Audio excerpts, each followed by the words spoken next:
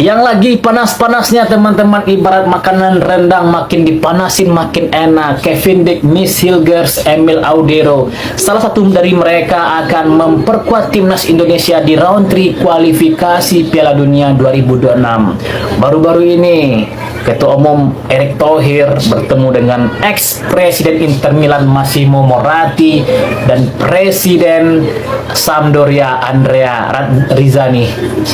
Nah, baru-baru ini ya, Emil Audero salaman sama Bapak Erick Thohir, coy. Ingat kan apa kata Ketua Umum? Salaman. Nah, tahu kan? Iya. Apakah Emil Audero akan bergabung dengan timnas Indonesia? Dan bayangkan jika keduanya menyusul Miss Hilger serta Kevin Dick. Wow, luar biasa. Breaking news nih guys, di tengah mungkin kesedihan kita setelah kalah sama Uzbekistan ya di semifinal Piala Asia 23. Nggak ada angin, nggak ada hujan. Ternyata Martin Paes pagi ini telah menjalani sumpah menjadi WNI. Kaget nggak tuh? Nggak disangka-sangka, tiba-tiba aja proses Martin Paes kelar gitu. Tiba-tiba dia udah disumpah pagi ini. Karena emang kita semua lagi sibuk dalam mengikuti turnamen Piala Asia 23. Tiba-tiba Martin Paes disumpah.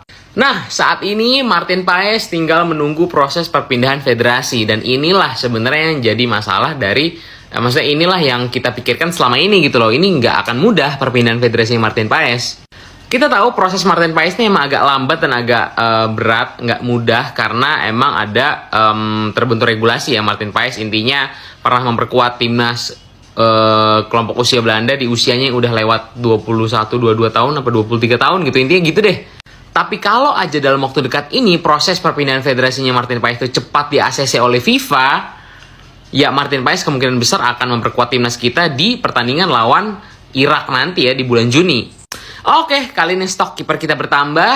Ya intinya segala sesuatu yang terbaik untuk negara kita ya kita doain aja yang baik-baik gitu ya. Ya semoga prosesnya lancar. Ya intinya yang terbaik aja. Gimana menurut kalian semua guys? Yuk kita komen semua. Let's go! Boom, setelah kita gagal lolos ke final, Pak Erick Thohir ngasih obat hati kepada fans timnas Indonesia. Ada pemain baru gabung, Jens Revans dan Calvin Verdong. Ini baru banget nih, mantap. Kalau Jens Revans ini dari Liga 2 Belanda, FC Dordrecht apa gimana, gua nggak tahu udah penyebutan klubnya. Dan kalau si Calvin Verdong ini dari Eredivisie atau Liga 1 Belanda dari Nijmegen. Ini bagus banget nih, apalagi Calvin Verdong ini tim inti di Eredivisie. Kalau ada yang nanya itu Jens Revans Liga 2 Belanda bang, ya Liga 2 Belanda, Strike juga Liga 2 Belanda, tapi kontribusinya luar biasa juga kan. Dengan peningkatan kualitas pemain yang luar biasa kayak gini, semoga dibarengi dengan peningkatan grassroots dan Liga 1-nya juga, supaya pemain lokal kita bisa bersaing dengan para pemain yang lain.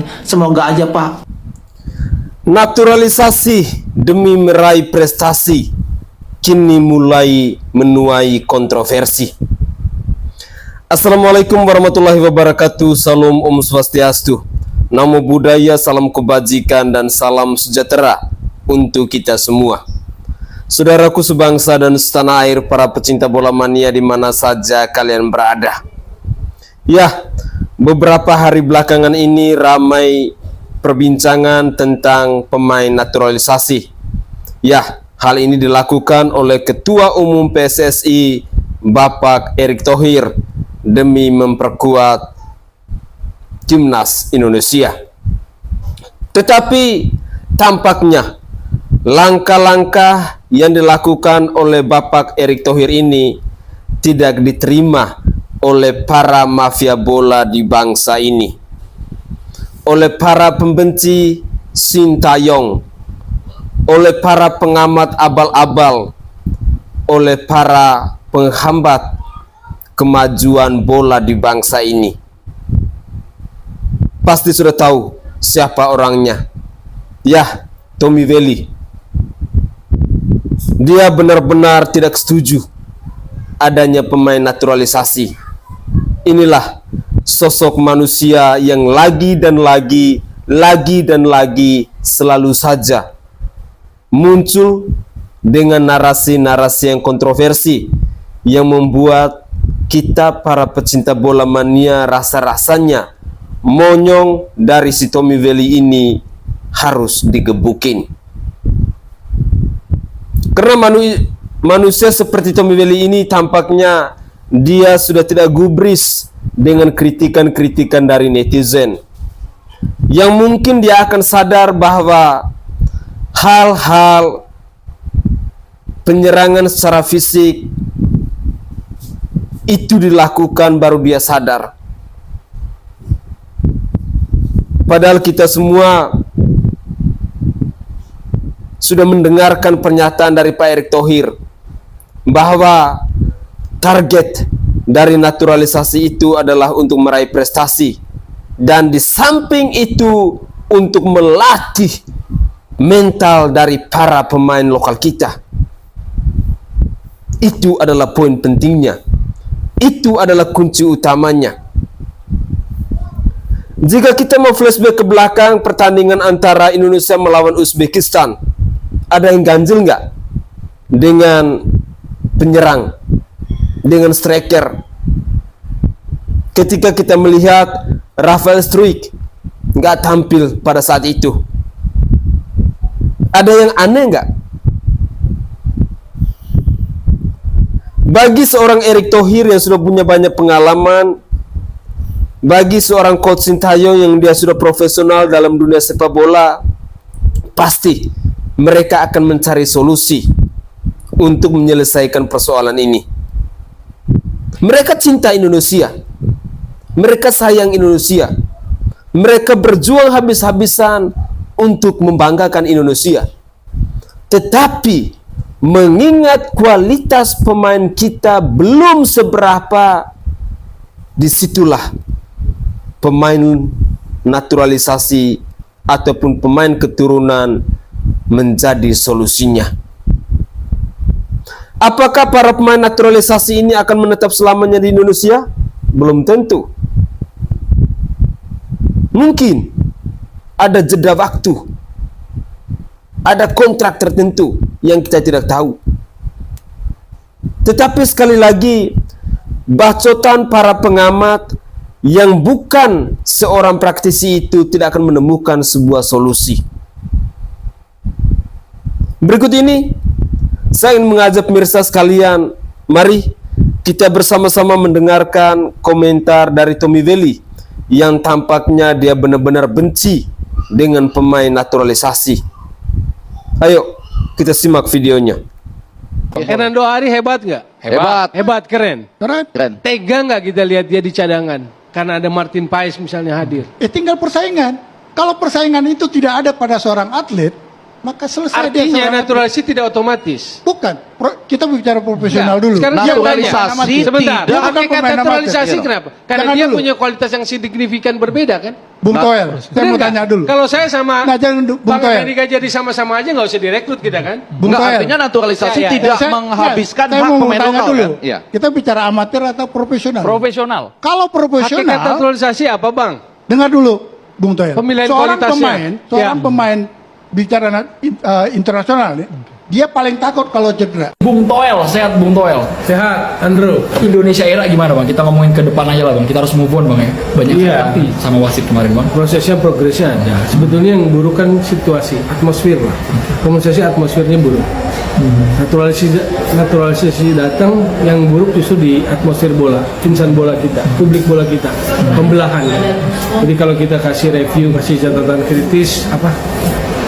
Anti naturalisasi, anti STY, local pride gitu. Kalau abang sekarang ketemu Sintayong, apa yang mau disampaikan bang? Yang pertama untuk yang 23 saya terima kasih loh. Terima kasih karena melewati target. Yang berikutnya kurang-kurangilah alasan gitu. Kayak sekarang ikut-ikutan juga kan nyalahin wasit gitu. Jangan. Anda akan jadi figur. Jadi kalau Anda mengeluarkan statement atau apa itu kan jadi vitamin.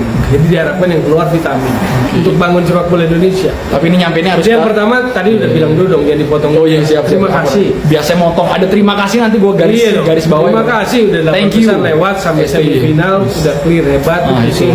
itu. Cuman ya itu tadi kalau boleh pesen kurang-kurangi aja lah. Iya. Alasan-alasannya kurang-kurangi. Tapi kayaknya Fokus ke sepak bola aja. siap bang. Tapi kayaknya ini harus kita translate ke bahasa Korea nanti ya pakai AI bang ya supaya Sintayong ngerti bang ya.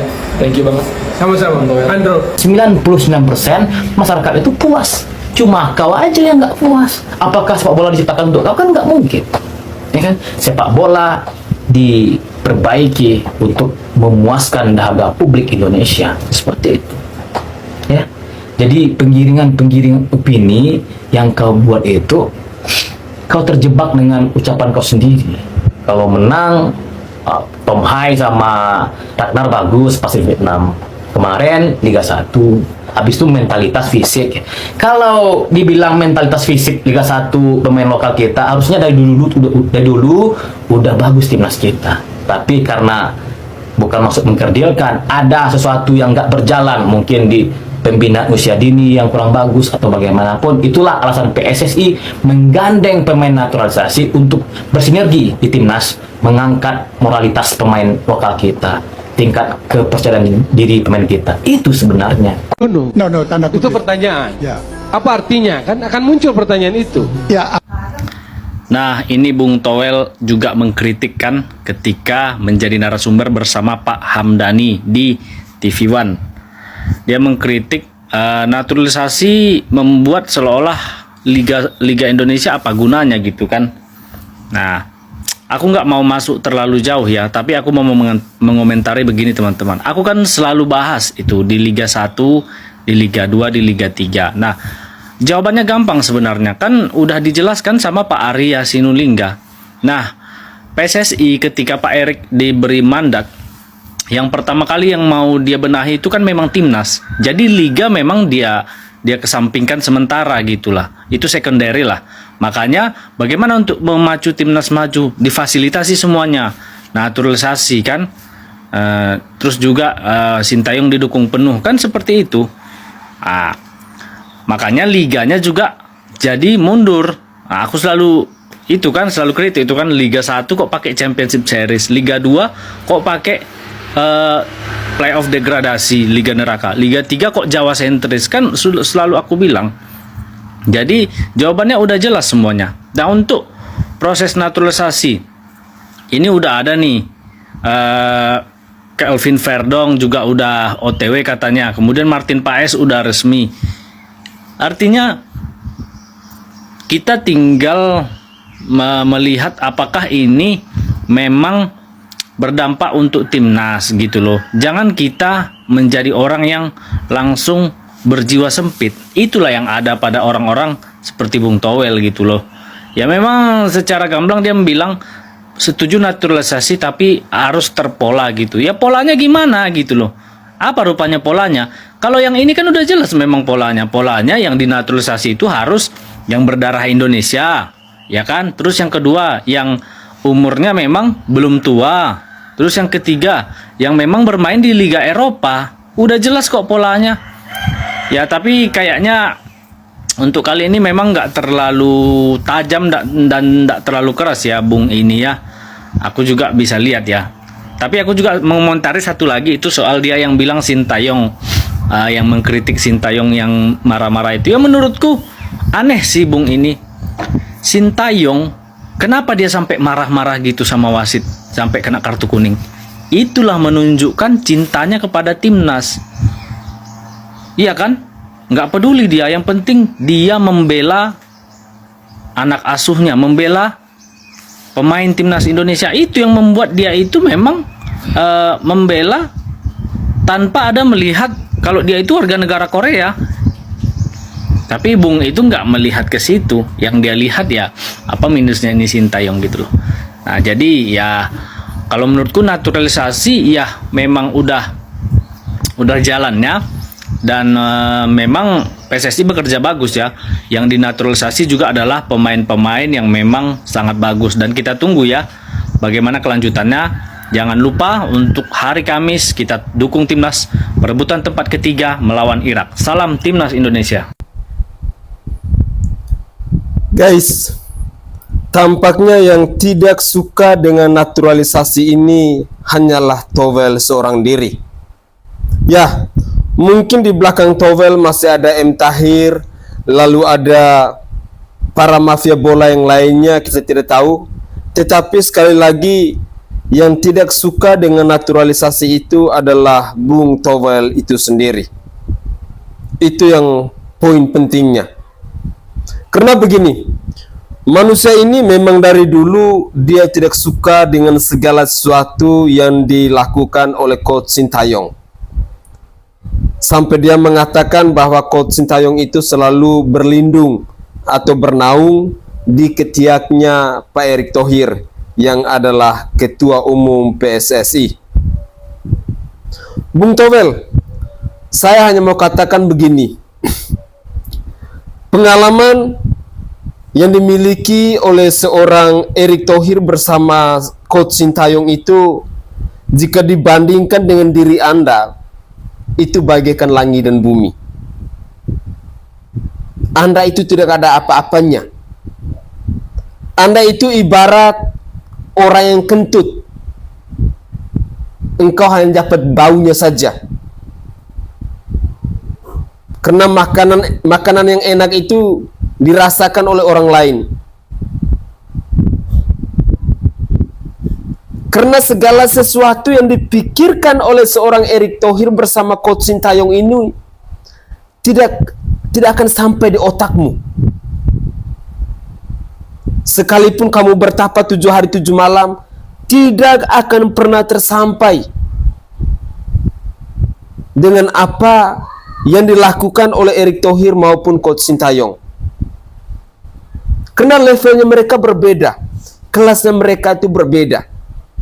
Mereka tahu bahwa timnas ini punya persoalan seperti ini. Kelemahan dari para pemain timnas ini di mana? Dan mereka tahu solusinya harus seperti apa. Solusi ini pun mereka masih memikirkan dengan timnas. Misalnya, kehadiran pemain naturalisasi itu di satu sisi untuk menguatkan pemain timnas, untuk menambah skuad timnas, tetapi di sisi lain para pemain lokal kita, baik itu di Liga 1 maupun saat ini yang ada di timnas, mereka benar-benar diuji mentalnya, mereka benar-benar dididik, mereka benar-benar dilatih, dan kualitas mereka benar-benar ditingkatkan. Itu bagi orang yang masih berpikir waras, yang masih mampu untuk menganalisa, karena dia memang bukan pembenci Sintayong sejati, tetapi dia adalah supporter sejati.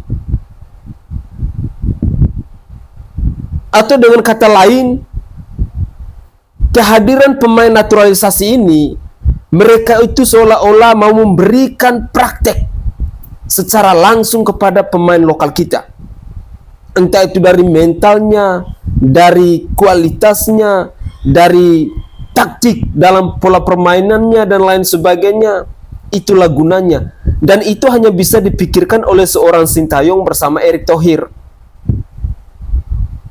Kenapa dari dulu timnas kita selalu dipandang sebelah mata oleh mata dunia? Ya karena memang kualitas pelatih kita mungkin masih di bawah rata-rata. Begitupun sama dengan ketua umum PSSI-nya pun, dia tidak berkualitas. Mainnya belum terlalu jauh.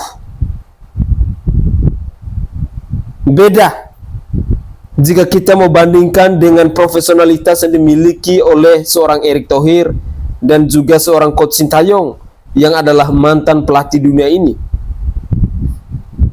Negaranya sendiri saja dia usir pulang kok. Itulah kehebatannya Sintayong.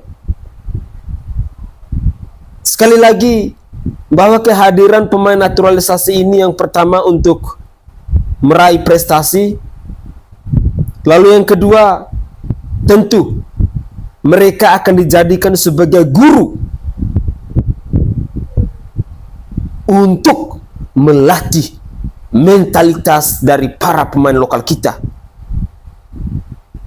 Karena engkau perlu tahu, Towel, engkau perlu camkan bahwa melatih para pemain kita untuk menjadi pemain yang profesional, khususnya para pemain-pemain lokal, itu tidak semudah seperti bacotan Anda itu. Tidak.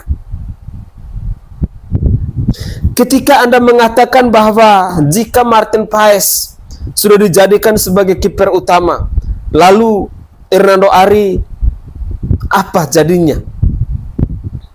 Sekali lagi saya katakan bahwa cara berpikirmu itu masih jauh lebih dangkal bila dibandingkan dengan cara berpikirnya Sintayong ataupun Erick Thohir. Sebelum mereka memanggil Martin Paes, pastinya mereka sudah melihat bahwa kelemahan dari anak adik tercinta kita, Hernando Ari ini di mana. Mungkin kehadiran Martin Paes, seorang Hernando Ari akan menjadikan penjaga gawang yang paling hebat di bangsa ini. Karena dia dilatih secara langsung. Dia akan dididik secara langsung oleh Martin Paes. Ilmunya yang dicuri, taktiknya yang dicuri. Ayolah, mari kita dukung apa yang dilakukan oleh Coach Sintayong maupun Erick Thohir. Dan ingat, yang mereka perjuangkan saat ini hanya demi mengharumkan nama bangsa kita, bangsa Indonesia. Saya saja merinding ketika mendengar pernyataan Pak Erick Thohir beberapa waktu yang lalu ketika Indonesia kala itu kalah melawan Uzbekistan. Apa yang dia katakan? Indonesia ini bangsa yang besar. Rakyat Indonesia bersamamu, kamu tidak perlu takut. Presiden pun bersama kalian. Para pelatih, ketum PSSI, supporter sejati Indonesia ini bersama timnas Indonesia. Jadi fix. Yang benci ya cuman kamu aja, Towel. Sangat disayangkan. Kalau bukan kamu ya Tahir. Kalau bukan Tahir ya Towel. Kalau bukan Towel ya Handuk. Itu aja. Mari kita lanjutkan lagi. Aduh, kenapa wasit VAR asal Thailand ini lagi yang ditunjuk AFC untuk memimpin laga Indonesia versus Irak besok? Kacau. Iya guys, kalian gak salah dengar kalau si Fakon Pu Udom ini akan menjadi wasit VAR di laga Indonesia melawan Irak di perebutan peringkat ketiga besok. Ini ada apa sih dengan AFC sebenarnya nih? Kenapa gitu nunjuk wasit VAR-nya dia lagi? Apa nggak ada wasit VAR lainnya yang bisa ditunjuk oleh AFC? Karena kita semua tahu kalau laga besok itu adalah laga yang sangat penting buat timnas Indonesia kita.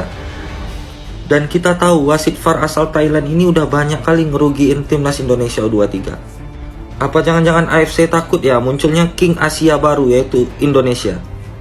Ya semoga kita doakan aja wasit VAR asal Thailand ini bisa adil guys di pertandingan Indonesia melawan Irak besok. Karena pertandingan besok adalah pertandingan penentuan buat timnas Indonesia bisa lolos Olimpiade atau enggak selain jalur playoff. Menurut kalian gimana guys tentang AFC yang lagi dan lagi menunjuk wasit VAR asal Thailand ini? Coba kalian komen di bawah dan jangan lupa follow akun ini guys untuk mendapatkan berita timnas Indonesia lainnya. Development of women's and men's football, girls and boys football. Aduh, sampai segitunya ya, teriak curang-curang gak mau terima kekalahan. Memang enak dikalahin. Terus sekarang cari-cari gara-gara ya mungkin curang lah, ini wasit gak adil. Waktu kemarin pilpres ada yang protes curang, kita semua harus legowo, harus terima kekalahan. Sekarang ngotot, sampai mau turun tangan. Kenapa kemarin gak turun tangan?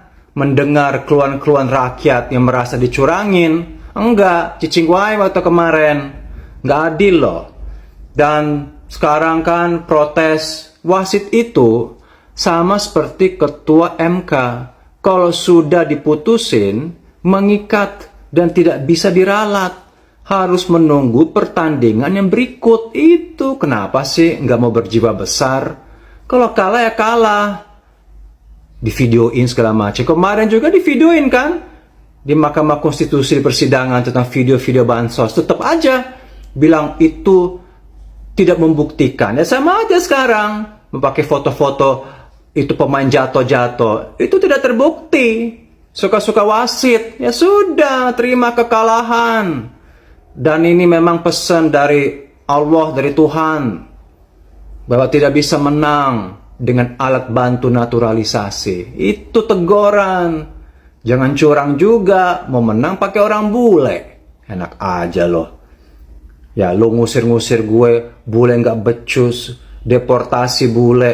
Tapi lo sendiri mau pakai bule. Munafik lo. Ya, saya itu 50% darah Jawa. Ibu saya langsung dari Jogja, mereka 10% kebanyakan itu. Darahnya itu udah 3-4 generasi yang ke atas. Nenek moyangnya, kakeknya dari Suriname. Dicari-cari lah itu. Makanya ini teguran. Jangan kita mau curang. Kalau mau menang, jangan curang menggunakan pemain bule yang makanannya beda jelas. Makan keju, susu, steak, salad, spaghetti. Harus pakai pemain lokal. Itu harus diuji. Yang makan nasi padang, mie instan, atau gejrot, cireng, basreng. Di situ baru lihat apakah kita itu bisa menang melalui kekuatan kita. Jangan pakai curang-curang. Mau menang pakai cara curang, ya pasti ya kalah. Itu hukumnya. 0-2 Indonesia kalah dari Uzbekistan, dibilang wasitnya curang. 0-2 Indonesia kalah dari Qatar, dibilang juga wasitnya curang. Nah, mentang-mentang ada unsur 0-2 dan ada unsur kecurangan, kenapa mesti dikait-kaitin sama pemilu di Indonesia yang dimenangkan oleh 0-2?